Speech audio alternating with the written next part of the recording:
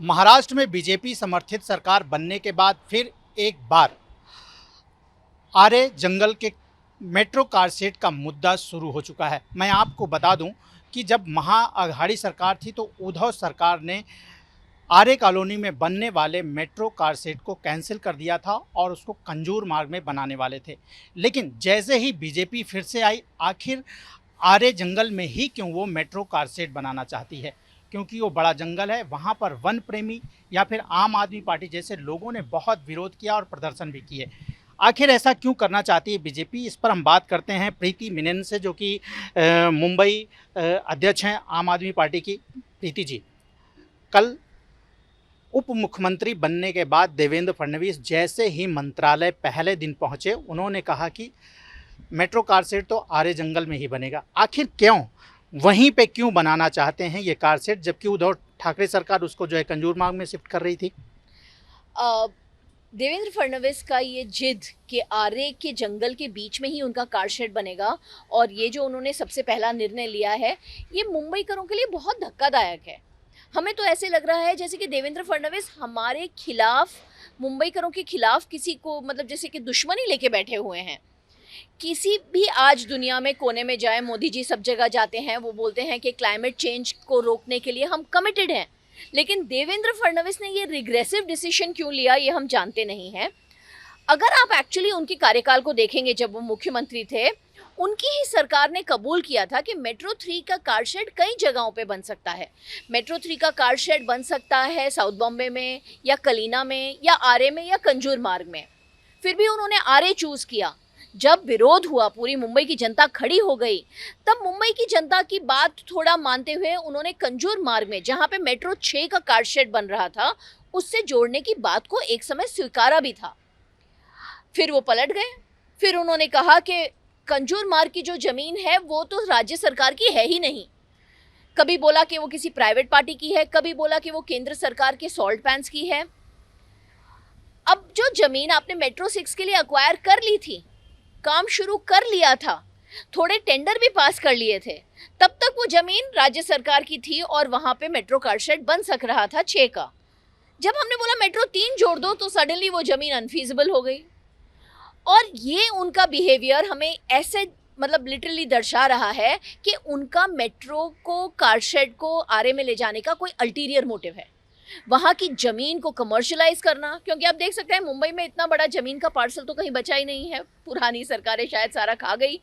तो उनको लग रहा होगा कि यहाँ से मैं इसको कमर्शियलाइज कर सकता हूँ अपनी सरकार के लिए, अपनी पार्टी के लिए, अपने लिए, यहाँ से कुछ मैं पूंजी जमा कर सकता हूँ। शायद ये ख्याल उनके दिमाग में होगा, लेकिन ये बहुत ही हानिकारक है। इसके कई रीजन है। पहली बात तो आपने मेट्रो 3 और मेट्रो 2 और मेट्रो 7 का कार शेड भी एक साथ बनाया है चारकोप में। तो ऐसा नहीं है कि 2 मेट्रोज के कार शेड नहीं बन सकते, बन सकते हैं, तो 3 और 6 का भी एक साथ बन सकता है। दूसरी बात, जो कंजूर मार्ग की जमीन है, वो चाहे किसी की भी हो, राज्य सरकार की हो, केंद्र की हो, किसी प्राइवेट पार्टी की हो, एमएमआरडी एक्वायर कर सकता है। इसमें दिक्कत ही क्या है?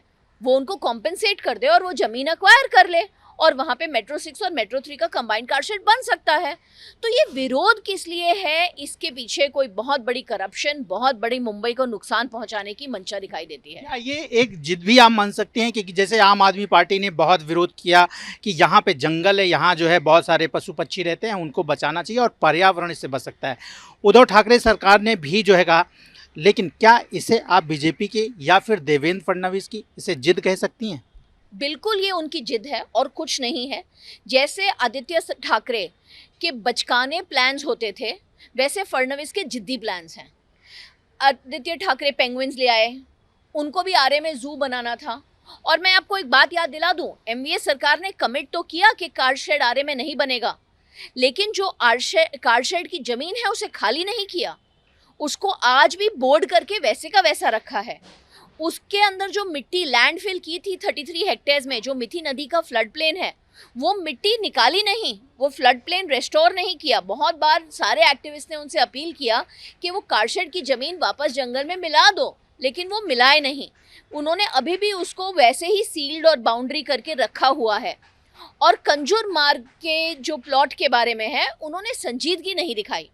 कोर्ट में जो हमारे प्रोसिक्यूटर्स थे उन्होंने अच्छा केस नहीं किया, वो फडणवीस की भाषा ही बोल रहे थे। तो जबकि लिप सर्विस ज़रूर दी आदित्य ठाकरे ने और इस बार उद्धव ठाकरे ने बड़ी पैशनेटली बोला है, लेकिन काम तो उन्होंने भी नहीं किया। वो खाली कर सकते थे, वो ज़मीन वापस जंगल उग जाता, वहाँ पे हटा देते बोर्ड्स, मिट्टी हटा देते, मिथी रिवर का फ्लड प्लेन बन जाता, आज एक तालाब होता, वो तो कोई ले नहीं सकता वो ज़मीन, लेकिन उन्होंने वो किया नहीं है। तो जैसे उन्होंने सीरियसली काम नहीं किया और आदित्य ठाकरे अजीब को गरीब प्लान बनाते रहते हैं, मुझे कोस्टल रोड चाहिए, चाहे एनवायरनमेंट का कोई भी नुकसान हो, मुझे पेंगुइन चाहिए, मुझे जू बनाना है आरे में, वैसे ही फडणवीस हट्टी इंसान है, स्टबर्न इंसान है। उनको कारशेड बस अपनी एक kind of I don't know vindictive politics है उद्धव ठाकरे के खिलाफ या मुंबई की जनता के खिलाफ। क्योंकि 2017 में जब बीएमसी चुनाव हुए थे तब मैंने, आम आदमी पार्टी ने ये कदम लिया था कि हमने सारी पार्टीज को बोला कि आप लिखित में कमिट करो कि आप कारशेड नहीं बनने देंगे। उस समय शिवसेना ने एडवर्टीजमेंट दी कि हम नहीं बनने देंगे मेट्रो आरे में, राष्ट्रवादी ने, कांग्रेस ने, मनसे ने, राज ठाकरे ने खुद, और कई सारे नेताओं ने, आरपीआई नहीं, कम्युनिस्ट पार्टीज, ऐसी छोटी मोटी पार्टीज ने भी कमिट किया कि आरए में कारशेड नहीं बनने देंगे। तो पूरा महाराष्ट्र एक तरफ और देवेंद्र फडणवीस एक तरफ। तो इस तरीके से दिखाई दे रहा है कि ये उनकी पर्सनल जिद है, ये विंडिक्टिव पॉलिटिक्स है और मुंबईकर इसे स्वीकार नहीं करेंगे।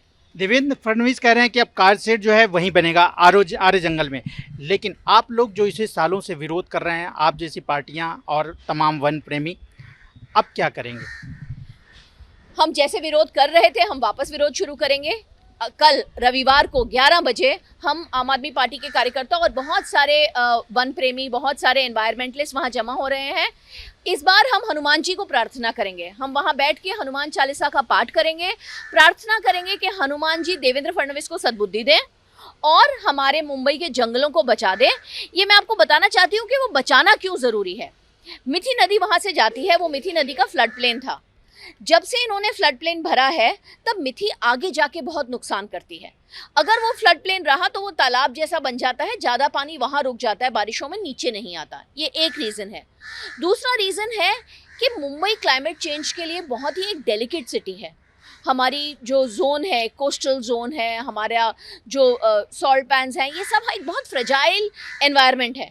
इस इकोलॉजी को नष्ट करने से मुंबई में बहुत नुकसान हो सकता है, फ्लड्स आ सकते हैं, सुनामी आ सकती हैं।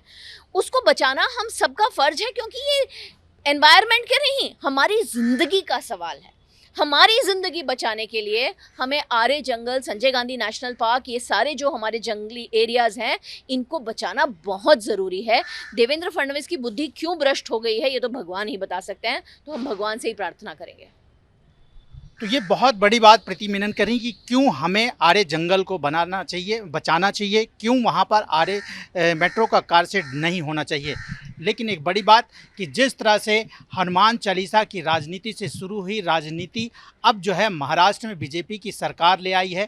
प्रीति मेनन भी कल से जो है आरे जंगल में हनुमान चालीसा का पाठ करेंगी और उनका यही कहना है कि हम वन्य प्रेमी और हमारी जैसे आम आदमी पार्टी और लोग जो आरे जंगल को बचाना चाहते हैं, वो हनुमान जी देवेंद्र फडणवीस को सद्बुद्धि दें और आरे जंगल में कारशेड न बनाएं, जिससे कि मुंबई को भारी नुकसान हो सकता है और अगर नहीं बनता है तो काफ़ी फ़ायदा हो सकता है।